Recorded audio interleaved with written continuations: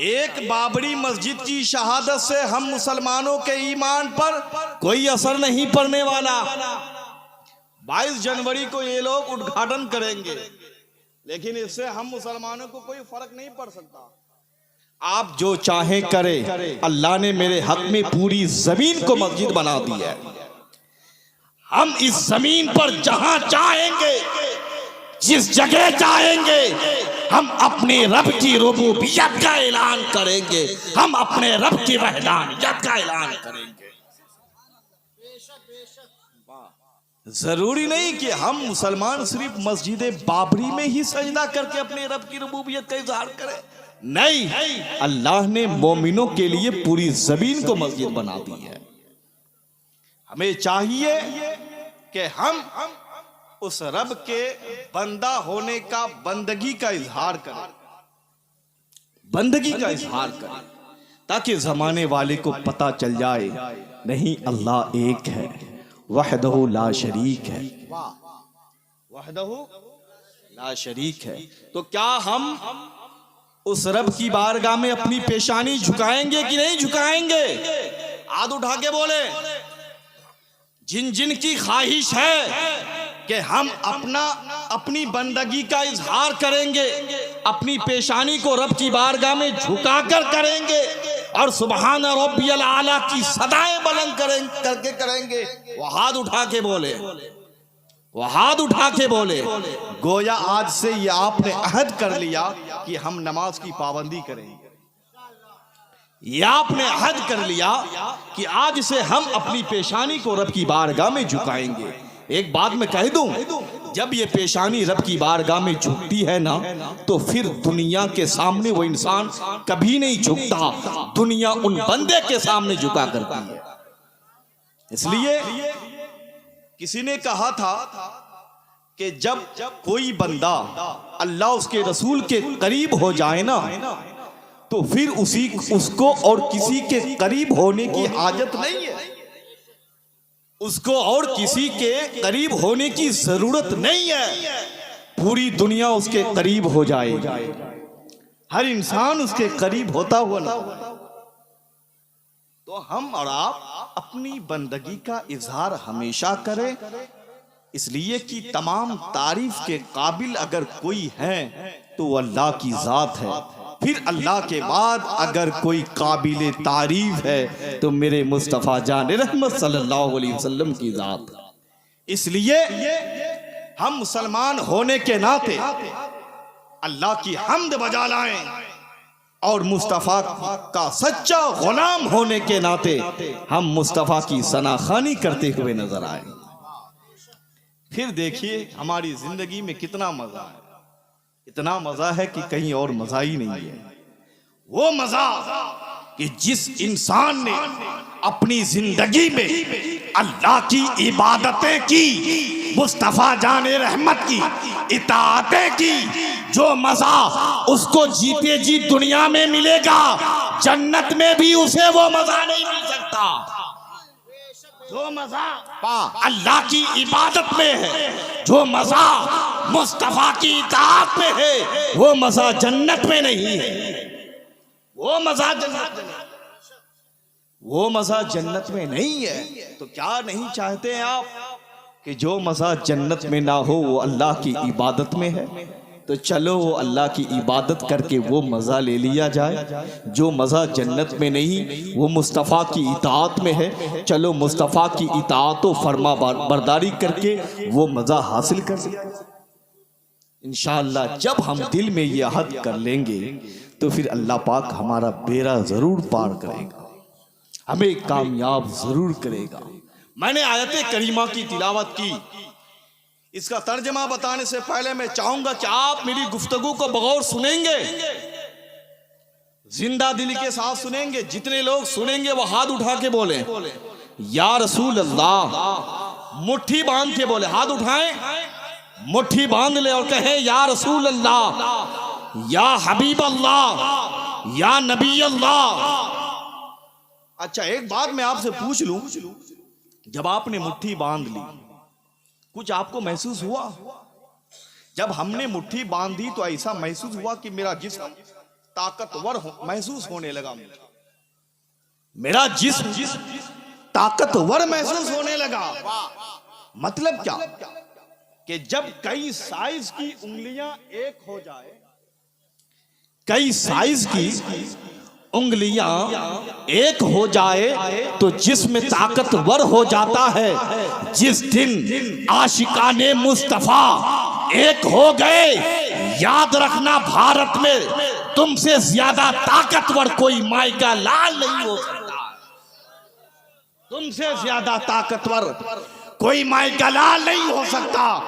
इसलिए कि अमेरिका के पास दौलत हो सकती है, हिटलर के पास गुंडागर्दी हो सकती है, फिरौन के पास जबड़ हो सकता है, कारून के पास खजाना हो सकता है, लेकिन याद रखना जिसके पास जबड़ है उसके पास सब्र नहीं, जिसके पास जफा है उसके पास रहनुमा नहीं, जिसके पास दौलत है उसे खर्च करने की जगह नहीं, जिसके पास हुकूमत है उसे चलाने का शौर नहीं। लेकिन कुर्बान जाओ मदीने के ताजदार पर कि जो उनका कलमा पढ़ ले फिर उनका ये मिजाज हो जाता है कि वो कभी पेशाब को पेशाब से साफ नहीं करता बल्कि पेशाब को पानी से साफ करता है। इसलिए नबी वाले जुल्म को जुल्म से नहीं, जफा को जफा से नहीं, कनात को कनात से नहीं,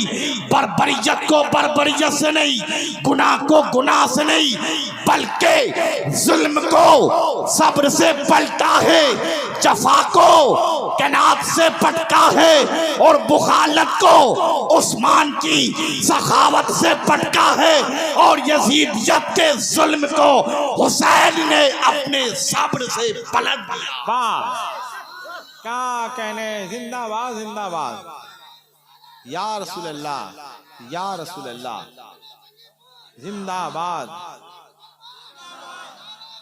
बहुत अच्छे, क्या कहने। इसलिए हमें जरूरत है हम एक हो जाएं, वाह, हम एक हो जाएं। आज पूरी दुनिया में मारे मारे फिर रहे हैं हम, पता है आपको इसका वाहिद मसला क्या है? एक ही है कि हम बिखर गए। जिस दिन हम एक हो गए तो फिर वो तारीख याद है आपको? जंगे बदर में सिर्फ और सिर्फ 313 थे। आपको पता है जिस दिन हम एक सफ में खड़े हो गए फिर वो तारीख याद कीजिएगा कि करबला में सिर्फ और सिर्फ 72 थे। जरूरत है हमें एक होने की।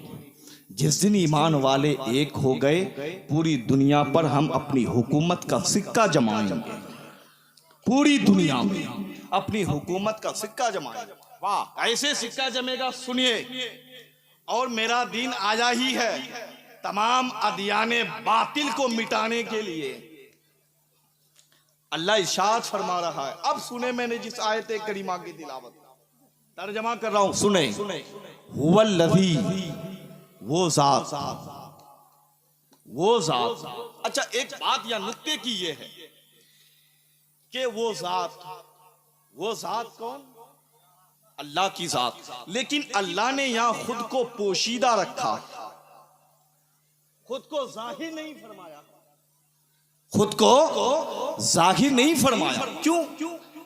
क्योंकि आज कल गली गली नगर नगर डगर डगर एक जमात फिरती है जो लिबास हम जैसा है, नमाज की कसरत है, वज़ाइफ में इतने मस्त मत पूछ, लोग देख के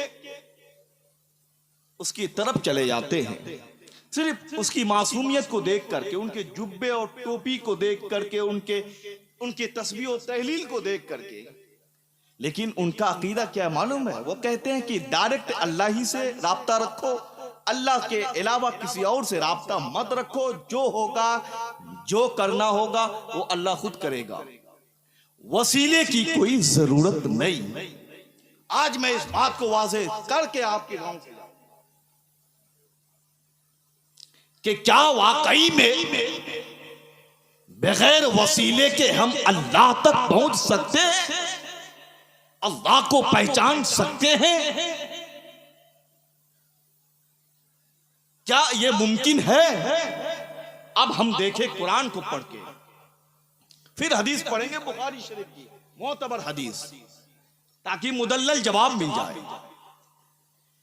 अल्लाह ने खुद को पोशीदा रखा इसलिए ताकि उनको भी समझ में आ जाए कि नहीं, बगैर मुस्तफा की रिसालत के तौहीद मुकम्मल नहीं हो सकती।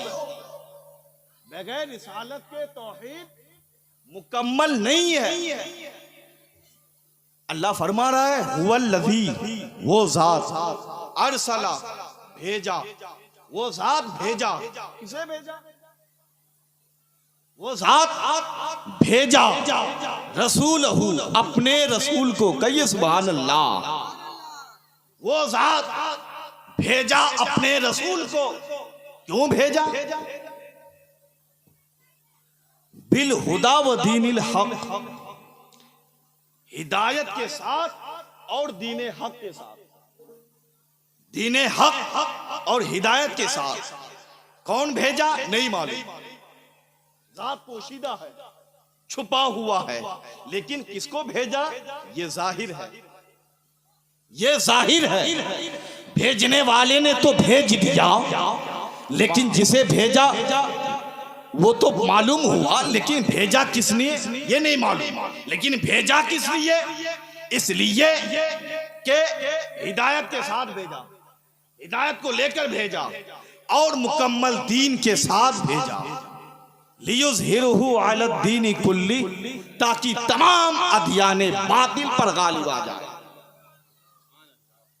ताकि तमाम अदियाने बातिल पर गालिब आ जाए। वलौ करिहल मुशरिकून, अगरचे कुफारों को बुरा लगे, फर्क नहीं पड़ता है, अगरचे कुफारों को बुरा लगे। अब यहां एक नुक्ते की बात मैं यूं अर्ज करूं, वो जात जिसने भेजा अपने रसूल को दीने हक और हिदायत के साथ, अच्छा उसी की तलाश में।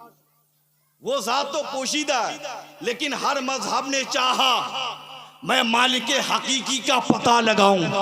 हर मजहब के लोगों ने चाहा कि मैं खालिक हकीकी का पता लगाऊं, लेकिन कैसे? लोगों ने जरिया ही गलत इस्तेमाल किया, जरिया गलत बना लिया। जब जरिया दुरुस्त ना हो, जब जरिया दुरुस्त ना हो तो फिर वो काम नामुकम्मल होता है, वो काम नामुकम्मल होता है। जिसका जरिया दुरुस्त होता है वो कामयाब हो जाता है। तो किसी ने चाहा कि चलो दरख्तों की परस्तिश की जाए ताकि मालिक हकीकी का पता मिल जाए। किसी ने बुतों को पूजा किया ताकि इसके जरिए मालिक हकीकी का पता मिल जाए। किसी ने समंदरों की परस्तिश की इसलिए की ताकि जिसने इस कायनात को बनाया उसका पता मिल जाए। लेकिन जरिया ही दुरुस्त नहीं तो नतीजा सही कैसे होगा? जिसने बुतों की परस्तिश की वो अदियाने बातिल है, उसका दीन बातिल है, इसलिए कि उसका जो जरिया था वो जरिया दुरुस्त नहीं। पता क्या चला? यहूदियों का दीन दुरुस्त नहीं, इसलिए कि उसका जरिया दुरुस्त नहीं। नसरानियों का दीन दुरुस्त नहीं, इसलिए कि उसने जो मालिक हकीकी का पता लगाने के लिए जो जरिया तलाश किया वो जरिया बातिल था। गोया जिस दीन का जरिया बातिल वो दीन भी बातिल। लेकिन कुर्बान जाओ मुसलमानों, अपने आप पर मुसलमानों फख्र करो अपने आप पर कि तुम्हारा दीन बातिल नहीं, बल्कि जिस हिदायत और जिस दीन हक के साथ उस जात ने अपने रसूल को भेजा है हम उसी दीन पर कायम है। इसलिए कि और मजहब के लोगों ने अपना जरिया बातिल को बनाया था, इसलिए उसका दीन दीन बातिल है, हमने अपना जरिया तो जनाब मोहम्मद रसूलुल्लाह को बनाया, इसलिए मेरा दीन भी हक पर है और हर मुसलमान हिदायत पर कायम है। हर मुसलमान हिदायत पर कायम है। नारे तकबीर, नारे रिसालत, अज़मते मुस्तफ़ा कॉन्फ्रेंस, फैज़ाने गौसुल आज़म। जिस रसूल को दीने हक के साथ भेजा, हमने उसी रसूल का कलमा पढ़ लिया है, उसी दीन को अपना लिया, इसलिए फख्र करते हैं हम अपने दीन पर कि मेरा दीन हक है और यही दीन हक तमाम अदियाने बातिल पर गालिब आ जाएगा, गालिब आ जाएगा। और कयामत से पहले मैं कह देता हूं, मेरे नबी की हदीस पाक है कि कोई ऐसा कच्चा मकान या पक्का मकान नहीं होगा जहां से अल्लाहू अकबर की सदाएं बुलंद ना हो। तुम बाबरी मस्जिद पे गलत फैसले सुनाकर क्या चाहते हो कि हम मुसलमानों को अजियत पहुंचाएंगे? नहीं, एक दिन तो वो आएगा जिस दिन पूरी जमीन पर सिर्फ और सिर्फ अल्लाहू अकबर की सदाएं बुलंद होगी और कुछ बुलंद नहीं होगा, सिर्फ अल्लाहू अकबर की सदाएं बुलंद। और सुने, और लोग कहते हैं कि बगैर वसीले के अल्लाह तक पहुंच सकते हैं। जब मेरे मुस्तफ़ा जाने रहमत सल्लल्लाहु अलैहि वसल्लम ने ऐलान किया, जब लोगों को देखा कोई बुतों की परस्तिश कर रहा है, जहां सर झुकना चाहिए था वहां नहीं कहीं और झुक रहा है, तो मेरे नबी ने ऐलान फरमाया, ला इलाहा इल्लल्लाह। मेरे नबी ने ऐलान किया ला इलाहा इल्लल्लाह। जब ला इलाहा इल्लल्लाह का ऐलान किया तो लोगों ने पूछा, है मोहम्मद बिन अब्दुल्ला, तुमने तो दावा किया अल्लाह की जात के सिवा कोई इबादत के लायक नहीं, लेकिन ये महज तेरा दावा है, लेकिन दावा उस वक्त तक मुकम्मल नहीं हो सकता जब तक कि उसकी दलील ना हो, जब तक कि उसकी दलील ना हो। तो मेरे नबी ने फरमाया था, अगर चाहते हो कि दावा को मुकम्मल करने के लिए मुकम्मल दलील की जरूरत है तो सुन, ला इलाहा इल्लल्लाह मुहम्मदुर रसूलुल्लाह, ला इलाहा इल्लल्लाह ये दावा है और मुहम्मदुर रसूलुल्लाह ये उसकी दलील है, ये दलील है। तो पता चला जब कलमा बगैर रिसालत के मुकम्मल नहीं हो सकता तो बगैर रिसालत के तौहीद कैसे मुकम्मल हो सकती है। पता चला बगैर रसूलुल्लाह के अल्लाह तक नहीं पहुंच। अगर रसूलुल्लाह तक पहुंचना हो तो अल्लाह तक पहुंचने के लिए पहले रसूलुल्लाह की बारगाह तक आना हो। और फिर हमने उस रब का पता लगा लिया। जब मैंने ला इलाहा इल्लल्लाह पढ़ा तो फिर उस रब का पता लगा लिया जो मालिक हकीकी भी है और खालिक हकीकी भी है। कहिए सुभान अल्लाह। आखिरी बात बुखारी शरीफ की हदीस सुन ले। वाह, ये तो कुरान की आयत थी।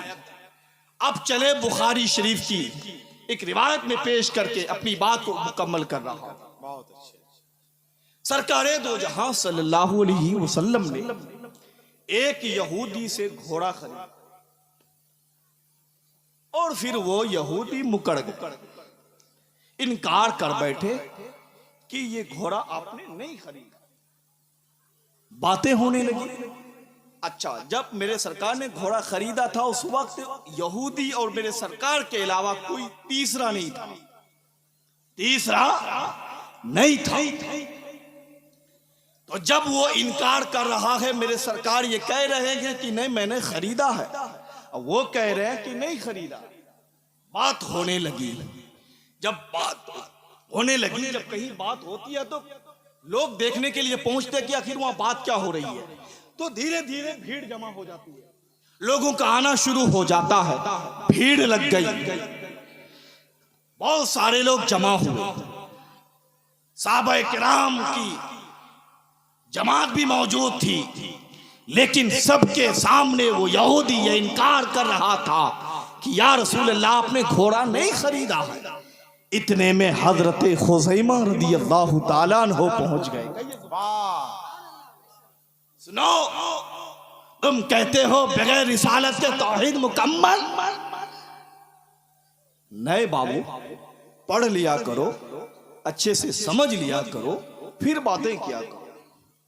हजरत खुज़ैमा जब पहुंचे तो देखा कि भीड़ लगी हुई है, तो पूछने लगे, भाई साहब भीड़ किस वजह जब पूछने लगे तो लोगों ने बताया कि बात यह है कि ये यहूदी कह रहा है कि आपने घोड़ा नहीं खरीदा, और मेरे नबी फरमा रहे हैं कि नहीं, घोड़ा हमने खरीदा, घोड़ा हमने खरीदा है। जब इतना सुना तो हजरत खुज़ैमा रज़ियल्लाहु ताला अन्हु सफ़ों को चीरते हुए आप सरकार की बारगाह में तशरीफ ले गए। कहिए सुभान अल्लाह। जब ले गए तो आपने पूछा तो मेरे नबी ने फरमाया, हाँ मैंने घोड़ा खरीदा, और ये मुतालबा कर रहा है कि अगर वाकई आपने खरीदा है तो कोई तीसरा गवाह है। जिस वक्त हमने खरीदा था कोई तीसरा आदमी मौजूद नहीं था। हजरत खुज़ैफा के अकीदे पर और ईमान पर कुर्बान जाओ। हजरत खुज़ैमा वार्ज़ करते हैं, या रसूल अल्लाह, जब आपने फरमा दिया है कि घोड़ा आपने खरीदा है तो मैं इस बात की गवाही देता हूं कि वाकई में घोड़ा आपने खरीदा। मैं गवाह पेश करता हूं, मैं गवाही देता हूं कि घोड़ा आपने खरीदा है। जैसे ही गवाही पेश की गई, उस यहूदी ने घोड़े को सरकार के हवाले किया है और भाग पड़ा। मेरे नबी फरमाते हैं, ए खुज़ैमा, तू उस वक्त तो मौजूद नहीं था जिस वक्त मैंने उस यहूदी से घोड़ा खरीदा था, लेकिन तूने गवाही कैसे पेश कर दी? तो हजरत खुज़ैमा का जवाब सुनो, ईमान ताज़ा हो जाएगा। हजरत खुज़ैमा अर्ज करते हैं, या रसूल अल्लाह, जब आपने कहा था अल्लाह एक है, मैंने देखा नहीं था, मान लिया। जब आपने कहा जिब्रील है, मैंने देखा नहीं, मान लिया। जब आपने कहा इसराफील है, मैंने देखा नहीं, मान लिया। या रसूल अल्लाह, जब आपने कहा मीकाईल है, मैंने देखा नहीं, मान लिया। जब आपने कहा इज़राइल है, मैंने देखा नहीं, मान लिया। या रसूल अल्लाह, जब आपने कहा जन्नत है, मैंने देखा नहीं, मान लिया। जब आपने कहा जहन्नम है, या रसूल अल्लाह, मैंने देखा नहीं, मान लिया। या रसूल अल्लाह, जब आपने कहा पुल सिरात है, मैंने देखा नहीं, मान लिया।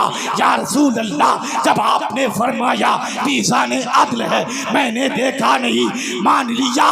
या रसूल अल्लाह अलैहिस्सलातु वस्सलाम, जब आपने फरमा दिया घोड़ा हमने खरीदा है, मैंने देखा नहीं, मान लिया। कोई है जो नारा बुलंद कर दे?